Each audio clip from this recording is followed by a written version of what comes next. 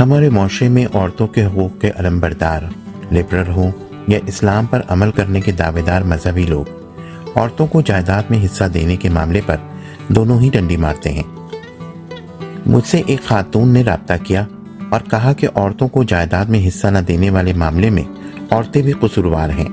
انہوں نے مزید کہا کہ میرے والد صاحب وراثت میں بہت سی زمین جائیداد چھوڑ کر گئے۔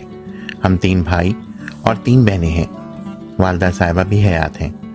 والد صاحب کی وفات کے کئی سال بعد تک اس زمین جائیداد کی ساری آمدنی ایک اکیلے بھائی ہی کھاتے رہے اور بہنوں کو کسی نے کچھ بھی حصہ نہیں دیا۔ میرے علاوہ کسی بہن نے کبھی اس بارے میں کوئی بات نہیں کی۔ والدہ صاحبہ ایک عورت ہونے کے باوجود اس بات کی قائل ہیں کہ جائیداد پر صرف بیٹوں کا حق ہوتا ہے۔ میں نے جب بھی بات کی مجھے ہمیشہ لالچی اور پیسے کے حریص ہونے کا طعنہ ملا، حالانکہ میں صرف اپنے جائز حق کی بات کرتی تھی۔ آخر والد صاحب کی وفات کے کئی سال بعد بھائیوں کو جائیداد اپنے نام کروانے کی سوجی۔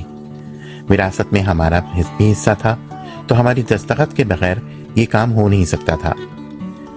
رسمی کارروائی کے لیے ہمیں بھی بلایا گیا اور رسماً کہا گیا کہ آپ تینوں بہنوں نے اگر حصہ لینا ہے تو ہم دے دیتے ہیں، یا پھر ہمارے نام کروانے کے لیے بیان دے دیں اور دستخط کر دیں۔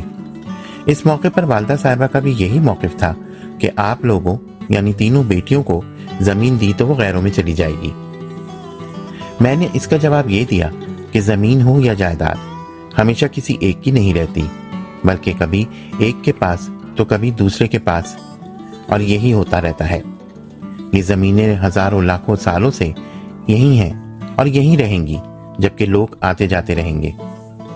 ہر صدی میں کئی بار ان کے مالکان بدل جاتے ہیں، اس لیے یہ کہنا کسی صورت درست نہیں کہ غیروں کے پاس چلی جائے گی کہ آپ لوگ یہ مہنگی گاڑیاں بیچ کر ہمیں جائیداد کے بجائے اس کی قیمت ادا کر دیں۔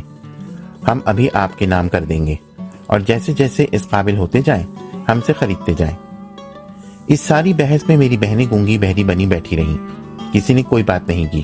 البتہ میری ماں کی یہ کوشش تھی کہ وہ مجھے بھی چپ کروائیں۔ میری بہنیں اگلے دن عدالت جا کر ساری جائیداد بھائیوں کے نام کروانے پر تیار تھیں، لیکن میں نے صاف انکار کر دیا۔ مجھے یہ کہا گیا کہ یہ بھی تو ہمارے نام کروا رہی ہیں، صرف تم ہی لالچی ہو۔ میں نے اس کا جواب یہ دیا کہ یہ صرف اور صرف معاشرے میں رائج اس رسم و رواج کی وجہ سے خاموش ہیں، ان میں اپنے حق کے لیے اس سے ٹکر لینے کی ہمت نہیں ہے۔ ساری رات اس بحث و مباحثے کے بعد بالآخر اسی پر بات طے ہوئی کہ اگلے دن ہمارا حصہ ہمارے نام کروا دیا گیا اور اس میں بھی ڈنڈی ماری گئی۔ جو اچھی زمینیں تھیں وہ خود رکھ لی گئیں، لیکن یہ بھی غنیمت تھا کہ ہمیں ہمارا حصہ مل گیا۔ کچھ دن بعد بھائیوں نے بہنوں کی دعوت کی، تحائف بھی دیے گئے، میٹھے بھی بنے، اچھے سے پیش آئے، لیکن کوئی بھی اب اپنا حصہ کسی بھائی کے نام لگوانے پر راضی نہیں تھا۔ مجھے اس کا نقصان یہ ہوا کہ میرے ساتھ میرے بھائیوں اور میری والدہ صاحبہ نے ہر تعلق توڑ لیا اور آج تک ٹوٹا ہوا ہے۔ میں نے کوشش کی لیکن مجھے اپنے گھر میں بھی داخل نہیں ہونے دیا گیا۔ میری بہنوں نے بھی اپنا حصہ لے لیا، لیکن وہ کیونکہ خاموش رہیں تو ان سے تعلقات بہتر ہیں۔ کاش کہ ہمارے معاشرے کی خواتین اپنے اس حق کے لیے بولنا سیکھ جائیں۔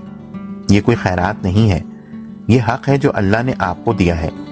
صرف اس لیے نہ چھوڑیں کہ لوگ کیا کہیں گے، اس لیے بھی اس کی کوشش کریں کہ آپ کا یہ لڑنا کسی دوسری خاتون کے لیے مشعل راہ ہوگا اور ان کے لیے بھی ایک راستہ کھلے گا تاکہ وہ اپنا حق لے سکیں۔